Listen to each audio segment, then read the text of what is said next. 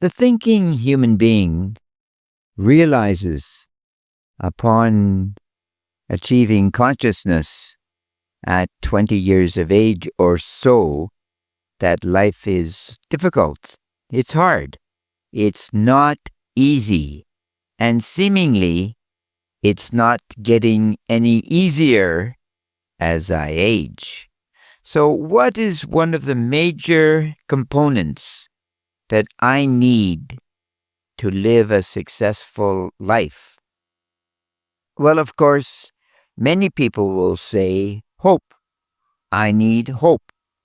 And you think to yourself, at the very waning days of World War II, just before Auschwitz was liberated in January, there got to be a rumor that the camp was going to be liberated at the end of 1944.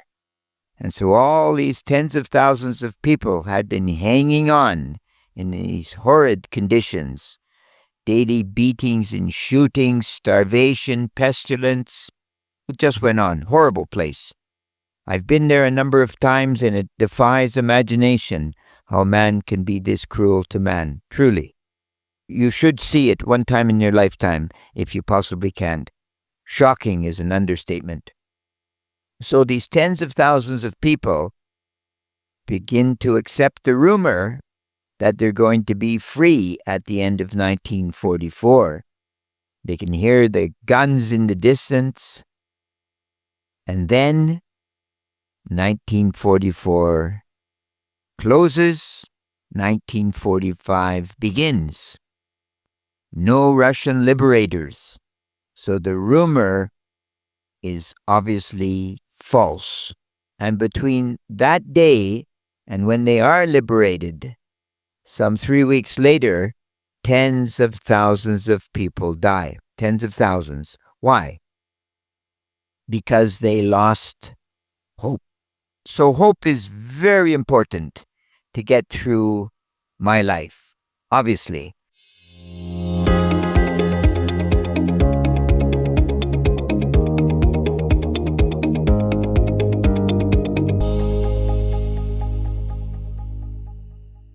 But what's the glue, if you will? What's the inner glue that drives hope? That has to be resilience, strength.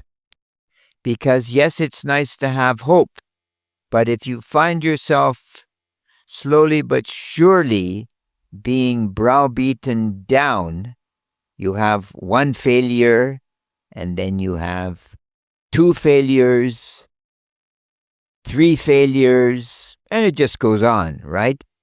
Someone perhaps like Colonel Saunders, failures all of his life until he was in his mid-60s, when he finally discovered the right recipe for his finger-licking good chicken at KFC, of course, second largest fast food chain in the world today.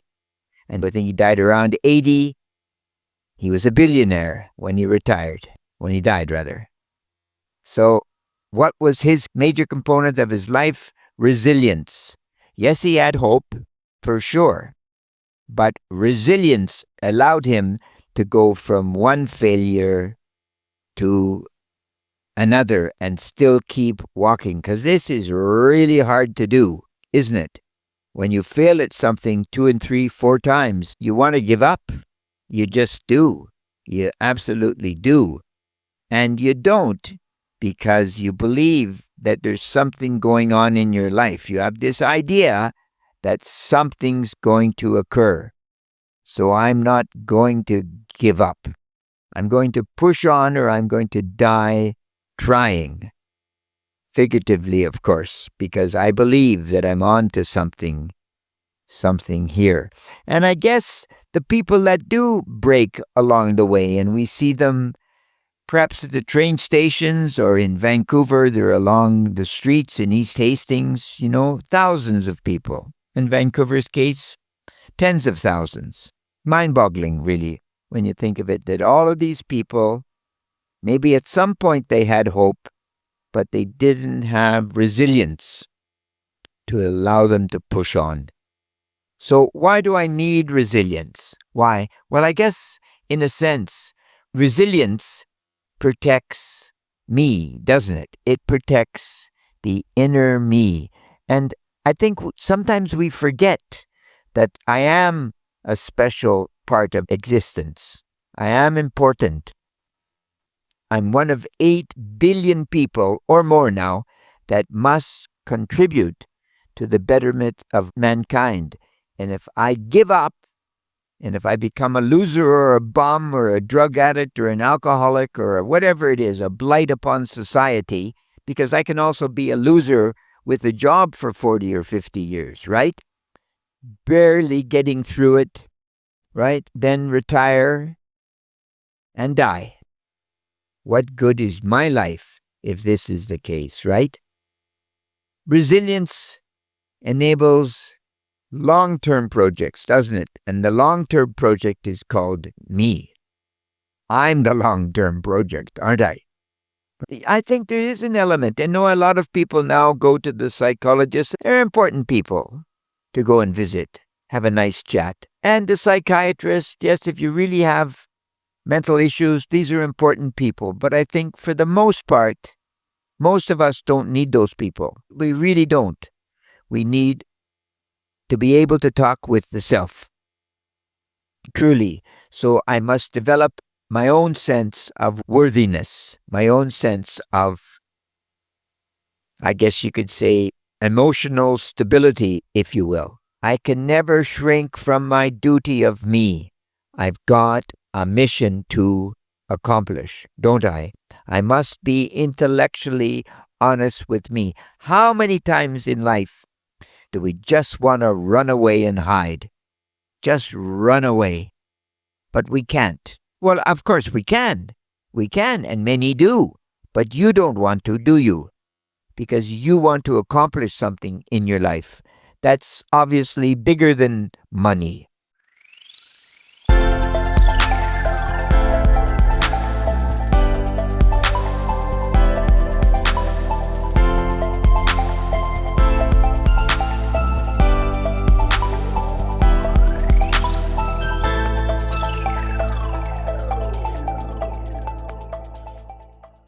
You could call it legacy. I don't really like the term because it sounds like an egocentric life in that sense. But you want to lay down a pattern that other people can emulate later in existence. Perhaps that is true, for sure. And I think that resilience also allows a person to transform.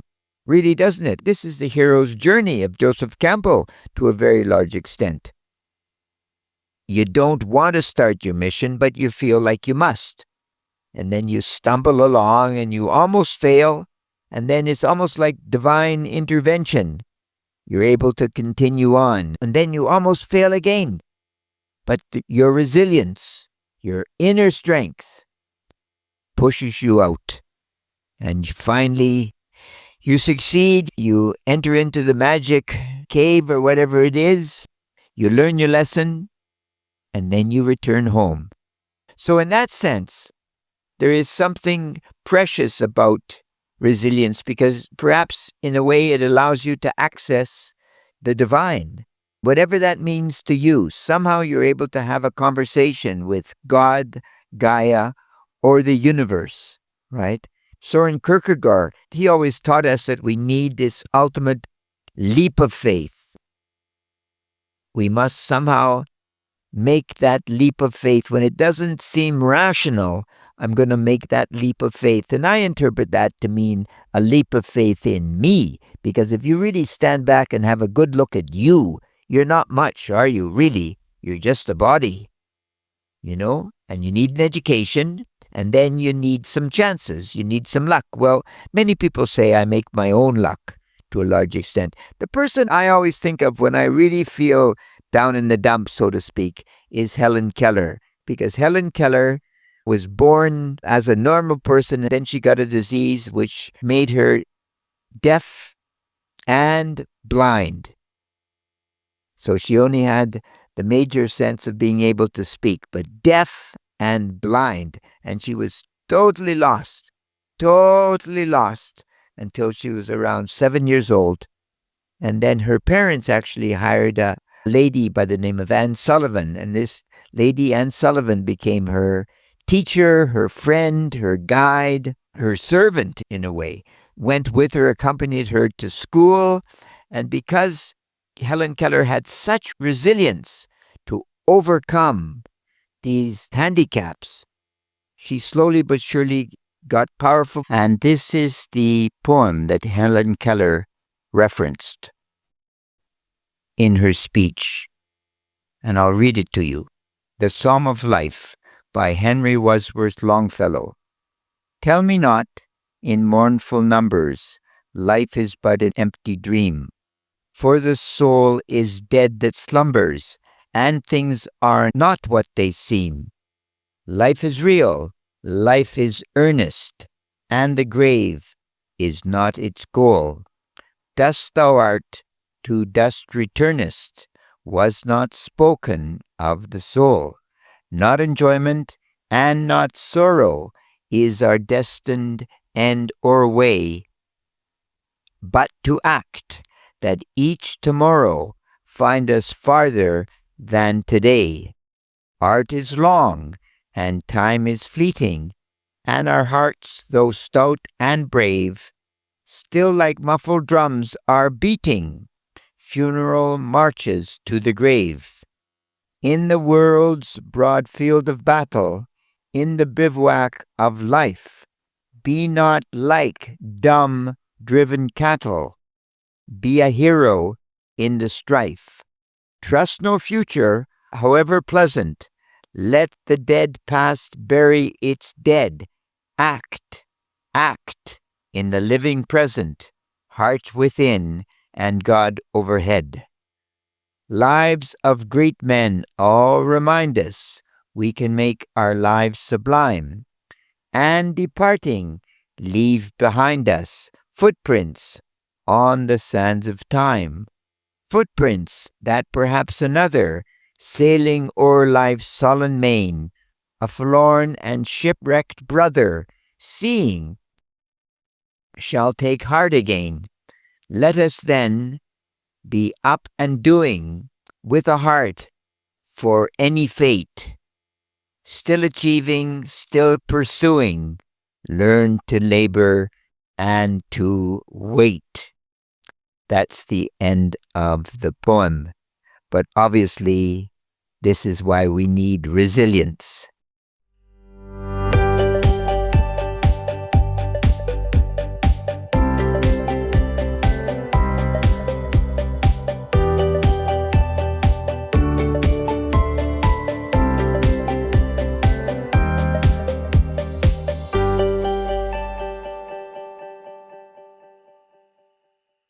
So she radically believed in life because obviously she could see the struggles that her life had taken just to be able to come to the point that she was able to think in that sense and speak. So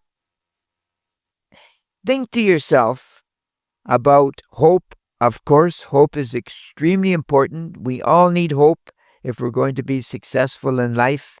But think that I need to find a way to strengthen my resilience.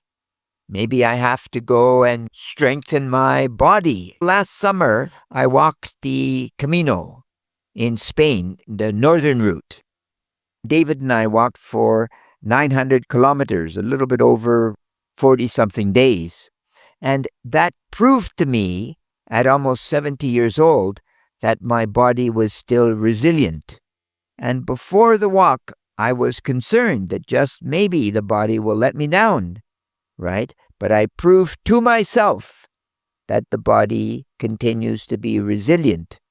And I deal with a lot of students on an ongoing basis. And they ask me a lot of questions that I have to respond to intelligently. Shows that the mind continues to be resilient. Whether you're 16 or 60, you can prove to yourself on an ongoing basis that I'm a resilient being. One young woman said to me the other day, "Thank you, Leon. Because of your encouragement, I feel more resilient." with my studies. They're under a tremendous amount of pressure to succeed, of course. I feel more resilient, and I'm going to try harder. I don't feel so sad. So think to yourself, what's going to make me resilient? I'm going to get my notebook out. I'm going to be grateful every single day for my life. I'm going to write in my notebook.